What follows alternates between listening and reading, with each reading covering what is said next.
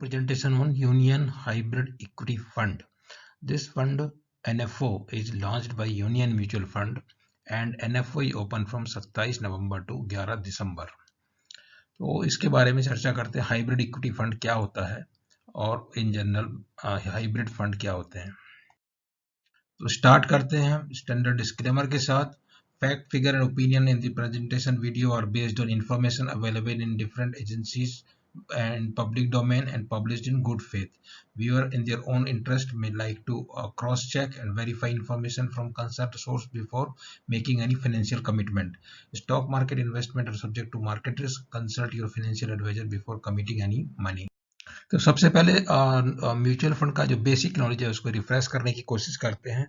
जिन लोगों ने हमारे पुराने वीडियो देख चुके हैं उसमें ये रिपीट है तो वो इसको स्किप कर सकते हैं, और जो लोग पहली बार ये वीडियो देख रहे हैं उनके लिए ये जानकारी हम शेयर कर रहे हैं कि म्यूचुअल फंड इनफैक्ट क्या होते हैं। वो पूल करते हैं इन्वेस्टर का पैसा, इन्वेस्टर उसका पैसा जो है पूल करते हैं, वो फंड मैनेजर को देते हैं और फंड मैनेजर जो है वो सिक्योरिटी में इन्वेस्ट करते हैं और सिक्योरिटी से रिटर्न जनरेट होता है और जनरेटर जो रिटर्न जनरेट होता है वापस जो इन्वेस्टर को दे दिया जाता है और फंड मैनेजर उसके लिए और या फंड हाउस उसके लिए फीस चार्ज करते हैं। इनसे काफ़ी फायदे मिलते हैं और एक जो फायदा है जो टैक्स इफिशिएंट होते हैं म्यूचुअल फंड।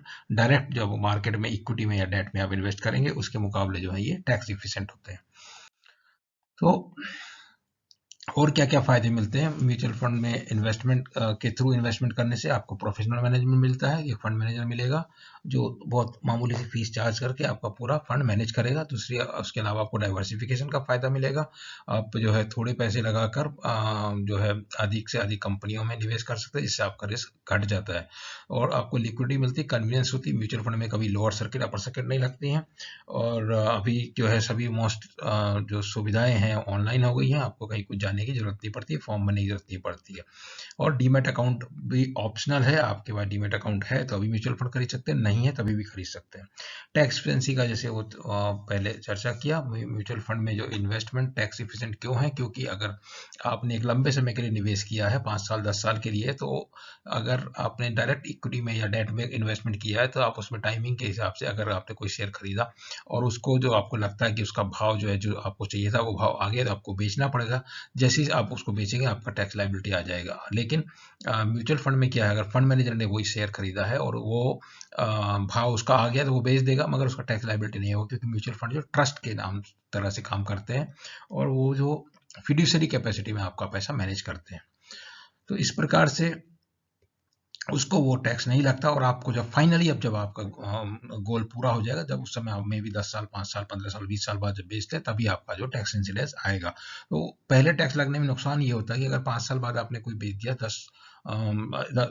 1 लाख रुपए आपने इन्वेस्ट किया और उसका 5 साल में आपका 2 लाख हो गया, 2 लाख में 1 लाख के ऊपर जो है आपका 10% टैक्स लग जाएगा, तो उसमें आपका उतना पैसा जो है घट जाएगा और जो आगे निवेश करने के लिए जितना टैक्स में चला गया उतना घट जाएगा। म्यूचुअल फंड में वो पूरा का पूरा बढ़ता रहेगा। जब आपको फाइनली जो पैसा मिलता है उसी में उस समय की जो टैक्सेशन रहेगी उस प्रकार से टैक्स जो है लेवी होगा। और थोड़ा सा ऐतिहासिक यदि देखते हैं उतना बहुत इसका महत्व नहीं है। यूनिट म्यूचुअल फंड की जो शुरुआत हिंदुस्तान में हुई 1964 में। यूटीए एक्ट 1963 में पास होने के बाद हुई। पहली स्कीम 1964 थी, यूटीए म्यूचुअल फंड था। बाद में वो जो चेंज जो उस तरह का यूटीए म्यूचुअल फंड था 2002 में वो चेंज हो गया। उसके बाद दूसरा फेज आया 87 के बाद, जो पब्लिक सेक्टर बैंक और फाइनेंशियल इंस्टीट्यूशन ने म्यूचुअल फंड लॉन्च किए। तीसरे फेज में 93 में प्राइवेट सेक्टर म्यूचुअल फंड में कोठारी पायनियर जो अभी फ्रैंकलिन बन गया वो पहला private sector mutual fund launch हुआ और उसके बाद धीरे धीरे सब आ गए। 96 में जो है आपका जो म्यूचुअल फंड रेगुलेशंस बने, सेबी 92 में आई, उसके बाद 96 में म्यूचुअल फंड के लिए रेगुलेशन बने और अभी बहुत इतने रेगुलेशंस हैं यहाँ पे। जो mutual fund subject to market risk, वो रिस्क जो है वो ऐसा पैसा डूबने वाली रिस्क नहीं है, बल्कि क्या रिस्क है, वो उसमें वोलेटिलिटी होती है, आपका पैसा घटता बढ़ता रहता है। मतलब आप समझ लीजिए जो लगाएंगे वो खाली बढ़ेगा नहीं, घटेगा भी बढ़ेगा भी, तो उस हिसाब से उसको रिस्क बोला जाता है। उसके अलावा जो अभी जो चेंज हुए हैं पिछले 2-3 सालों में, उसमें सबसे एक बड़ा चेंज हुआ है 6 अक्टूबर 2017 को सेबी का सर्कुलर जारी हुआ, जिससे म्यूचुअल फंड का कैटेगराइजेशन हो गया। उसके पहले क्या होता था कि जो ये कैटेगराइजेशन बहुत मुश्किल होता था, open ended fund, close ended fund, equity fund, ये फंड, बुला-बुला और तरह-तरह के नाम के फंड मिलते थे। उसमें जो है कोई भी इन्वेस्टर, कोई भी निवेशक, कोई भी प्रोफेशनल कन्फ्यूज़ होने का बहुत गुंजाइश रहता था। तो अभी इस सर्कुलर के बाद जो है सारी जो म्यूचुअल फंड थे उनको 5 बड़ी कैटेगरी में बांट दिया गया। जो वो कैटेगरी है equity fund, equity scheme, debt scheme, hybrid scheme, उसके बाद सॉल्यूशन ओरिएंटेड स्कीम और अदर स्कीम। और इनको फिर वापस सब कैटेगराइजेशन किया गया, तो जिसमें अभी जो हम चर्चा कर रहे हैं, क्योंकि ये हाइब्रिड फंड की चर्चा कर रहे हैं, तो हाइब्रिड में 6 कैटेगरी हैं, इक्विटी में 10 हैं, जो अभी एक और ऐड करके 11 हो गई, और डेट में 16 है और हाइब्रिड में 6, सोल्यूशन ओरिएंटेड में 2 है, अदर में 2। तो हाइब्रिड की जो 6 हैं उनके नाम है conservative hybrid fund, balance hybrid fund या तो एग्रेसिव, इन दोनों में से एक ही लॉन्च कर सकते हैं। और तीसरी है डायनेमिक एसेट एलोकेशन और बैलेंस एडवांटेज फंड, चौथी है मल्टी एसेट एलोकेशन फंड, और पांचवी आर्बिट्रेज फंड, और छठी जो है इक्विटी सेविंग फंड। ये जो है 6 वैरायटी हाइब्रिड फंड की होती हैं और इनको डिटेल में दिया हुआ है। यहाँ पे हम चर्चा करेंगे कि यह हाइब्रिड फंड एग्रेसिव, जो अभी आप यूनियन म्यूचुअल फंड ने जो लॉन्च किया है एनएफओ, ये एग्रेसिव हाइब्रिड फंड है, जिसमें जो है 65 से 80% तक जो असेट इक्विटी और इक्विटी रिलेटेड इन्वेस्टमेंट में जाएगा और बाकी जो है डेट में जाएगा। और हर समय वो 65% मेंटेन करेगा, जिससे आपका टैक्सेशन जो वो है वो इक्विटी वाला कंसेशनल टैक्स एप्लीकेबल होगा उसमें लॉन्ग टर्म में, और का डेफिनेशन भी उसी तरह से होता है। तो हाइब्रिड फंड क्यों है? हाइब्रिड फंड की हम जो है कोशिश की जानने के बारे में, तो ये निकल के आता है कि और हाइब्रिड फंड में भी एग्रेसिव हाइब्रिड फंड, तो ये बहुत बड़ा पैटर्नाइज है, बहुत अच्छा फंड है by as such in its category, aggressive hybrid या बैलेंस हाइब्रिड। और इनमें खास बात ये रहती है कि इसमें 65% इक्विटी में रहता है, तो ये एक टैक्सेशन का एक तो एडवांटेज हो गया। दूसरा, इक्विटी में बड़ा हिस्सा रहता है, इसकी वजह से जो है एप्रिसिएशन आपको इक्विटी के हिसाब से मिलता रहेगा। और इस कैटेगरी में जब टोटल हमारे जो 42 म्यूचुअल फंड हैं, उनमें से 33 म्यूचुअल फंड के पास ये स्कीम है, और अभी यूनियन ने लॉन्च किया तो ये उसके बाद उतना बढ़ जाएगी। 50,000 करोड़ जो इसमें फोलियो हैं, और जो है टोटल जो निवेश है एयूएम आप देख लीजिए, इसमें जो है 1,13,000 करोड़ इसमें टोटल एयूएम है सितंबर महीने के अंत में। उसके बाद हम देखते हैं बाकी जो बैलेंस कैटेगरी में फंड है उनमें से इसमें सबसे ज़्यादा है।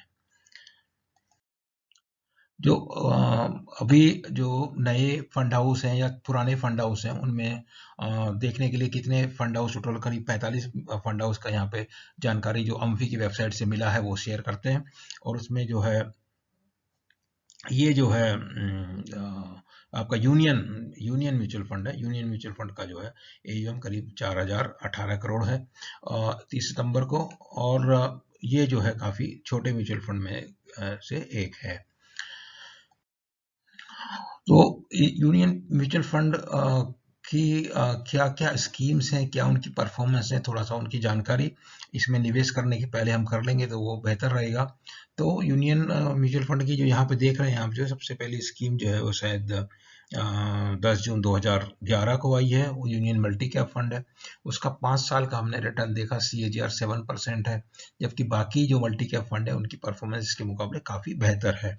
और क्योंकि ये छोटे फंड है, इनका एयूएम बहुत ज़्यादा नहीं है, बहुत ही कम है। जैसे ये मल्टी कैप फंड का 383 करोड़ एयूएम है, तो इनका एक्सपेंस रेशियो थोड़ा ज़्यादा होता है। इनमें सभी का देखिए, सभी का 2.5% ज़्यादा एक्सपेंस रेशियो है, इनके जितने भी इक्विटी ओरिएंटेड म्यूचुअल फंड हैं। सभी कैटेगरी में ये लोग आ चुके हैं, मल्टी कैप में है, फोकस में है, मिड कैप में है, लार्ज मिड कैप में, स्मॉल कैप में, लॉन्ग टर्म वैल्यू और लार्ज कैप। और अभी जो है हाइब्रिड कैटेगरी में भी ये चौथी वैरायटी ला रहे हैं। बैलेंस एडवांटेज ऑलरेडी है, यूनियन इक्विटी सेविंग है, आर्बिट्राज में है, और हाइब्रिड इक्विटी अभी लेके आ गए। और डेट फंड में इनका 5 कैटेगरी है 16 में से।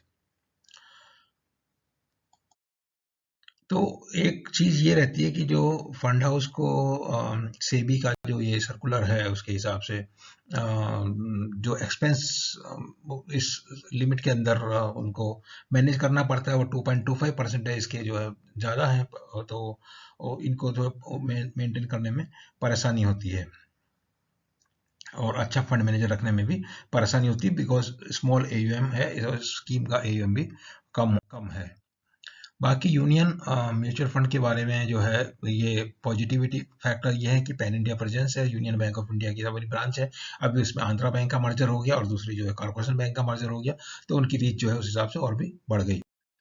दूसरी है हाइब्रिड इक्विटी फंड का जो इन्वेस्टमेंट ऑब्जेक्टिव है, उसमें क्या है कि scheme is to achieve long term capital growth, सभी का इसी प्रकार का रहता है। Generate income from portfolio predominantly of equity related securities. Scheme will also invest in debt, because वो करना ही है क्योंकि हाइब्रिड फंड है।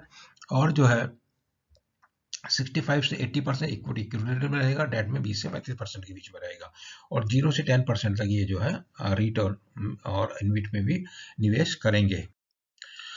हाँ, इक्विटी स्ट्रेटजी क्या रहेगी? पीरियोडिकल रीबैलेंसिंग करेंगे, periodical construct across market cap, और इक्विटी एलोकेशन मेंटेन रहेगा 65 से 80 के बीच में। 65 के नीचे आने से वो टैक्सेशन का इशू आ जाता है। Stock selection based on combination of top down bottom up approach and stock selection through business management and valuation filter, ये पॉलिसी इनका रहेगा। उसके अलावा जो है डेट में क्या स्ट्रेटजी रहेगी? Portfolio construct based on macro economic indicator, interest rate outlook and yield curve analysis, और क्रेडिट क्वालिटी सुपीरियर क्वालिटी का क्रेडिट रखेंगे, और short to medium duration scheme रखेंगे, लॉन्ग ड्यूरेशन नहीं रखेंगे, उनमें वोलेटिलिटी ज़्यादा रहती है। फीचर्स जो है इसमें easily suitable for investor who are looking for to be long term wealth with less volatility, क्योंकि उसमें डेट एलिमेंट रहता है, वो वोलेटिलिटी घट जाती है, टैक्स एफिशिएंट होगा, जैसा पहले ये बताते आ रहे हैं, क्योंकि 65% है इक्विटी का जो है। और discipline approach to asset allocation through regular rebalancing करते रहेंगे। जैसे मान लिया क्या है, आपका इक्विटी जो का एप्रिसिएशन हो जाता है 20-30%, मान लिया एप्रिशिएट हो गई, तो वो 80% से क्रॉस हो जाएगा अगर इक्विटी का AUM, then at that time they will sell equity and buy debt to rebalance। तो उसके बाद रिस्क रिटर्न का जहाँ तक सवाल है, यहाँ पे ये इंडेक्स के जो रिस्क रिटर्न के को जो है दिखाया है based on 3 year rolling return. तो निफ्टी जो टोटल रिटर्न इंडेक्स निफ्टी 50 है, उसमें अगर 3 साल में देखते हैं तो 5.64 मिनिमम माइनस में आता है किसी एक पीरियड में, और मैक्सिमम 62% आता है 3 साल में। और जो है उसका ये दिया हुआ है आपका एवरेज 16.57, और स्टैंडर्ड डेविएशन 13.3। तो ये रिस्क रिवार्ड रेशियो कुछ ऐसी है, अलग अलग चीजें बताते हैं। और गिल्ट 10 ईयर गिल्ट का जो है माइनस में 1.3, गिल्ट में भी माइनस आता है, ये थोड़ी आश्चर्य की बात लगेगी मगर है, फैक्चुअली करेक्ट है, क्योंकि लॉन्ग ड्यूरेशन में जो है वो इंटरेस्ट रेट बहुत ज़्यादा वेरी जब करते हैं तो इनके ड्यूरेशन की वजह से उसमें बहुत उसके बॉन्ड की प्राइस गिल्ट की प्राइस में बहुत फर्क पड़ता है। और मैक्सिमम 12.97 है, और जो है ये एवरेज है 6%। उसके अलावा जब टोटल हाइब्रिड कर देंगे 35-65 रेशियो में, तो माइनस में जो है मिनिमम -3 हो जाएगा 3 ईयर रोटेटर में, और मैक्सिमम 40 हो जाएगा, एवरेज 13.7% करीब आएगा, और जो है आपका स्टैंडर्ड डेविएशन 8.07% रहेगा। तो आपका 10-12-13% रिटर्न लेने की उम्मीद आप रख सकते हैं इस तरह के फंड से हुआ है। तो यूनियन हाइब्रिड इक्विटी फंड के विषय में अगर और चर्चा करें तो ये है कि ये एग्रेसिव हाइब्रिड फंड है, और ऐसे फंड की अच्छा पैट्रोनेज मिला जैसा आपने ईयूएम के स्लाइड में देखा है, और मिनिमम 60% इन्वेस्टमेंट इक्विटी में हमेशा मेंटेन करते हैं, जिससे आपको कंसेशनल टैक्सेशन इक्विटी पे फंड के लिए जो एप्लीकेबल होता है मिलता है। और ये जो है एग्रेसिव फंड है, जैसे एग्रेसिव फंड ऑलरेडी बाजार में आपने शुरू में देखा था कि आई थिंक वो जो भी नंबर हैं अवेलेबल बहुत सारे फंड के हैं, और उसमें निवेश करना चाहेंगे, या आप नए जिसके परफॉर्मेंस के बारे में कुछ जानकारी है उसमें निवेश करना चाहेंगे, छोटे फंड है उसके बारे में सोच के आपको ये निर्णय लेना है, इसमें इन्वेस्ट करना है, एनएफओ में करना है या नहीं करना है।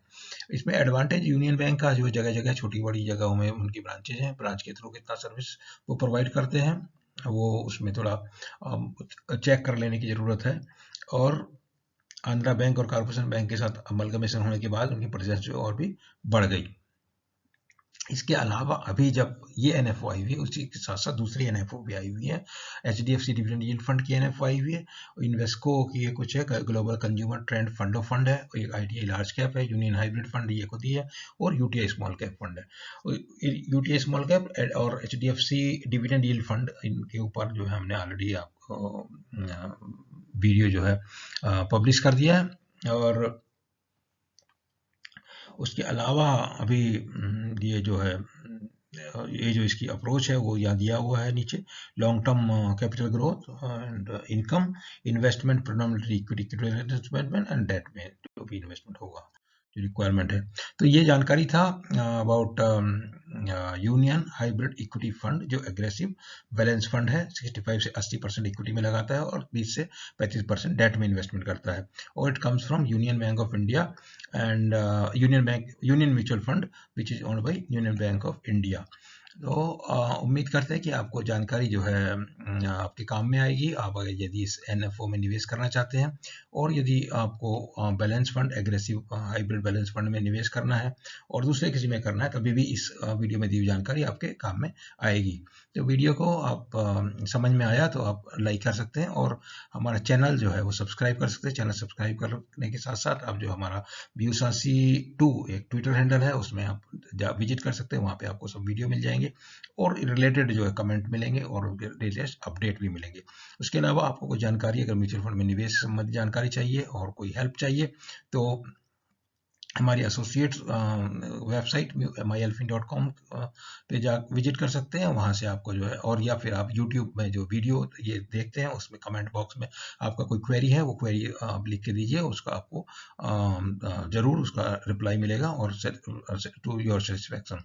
Thank you very much.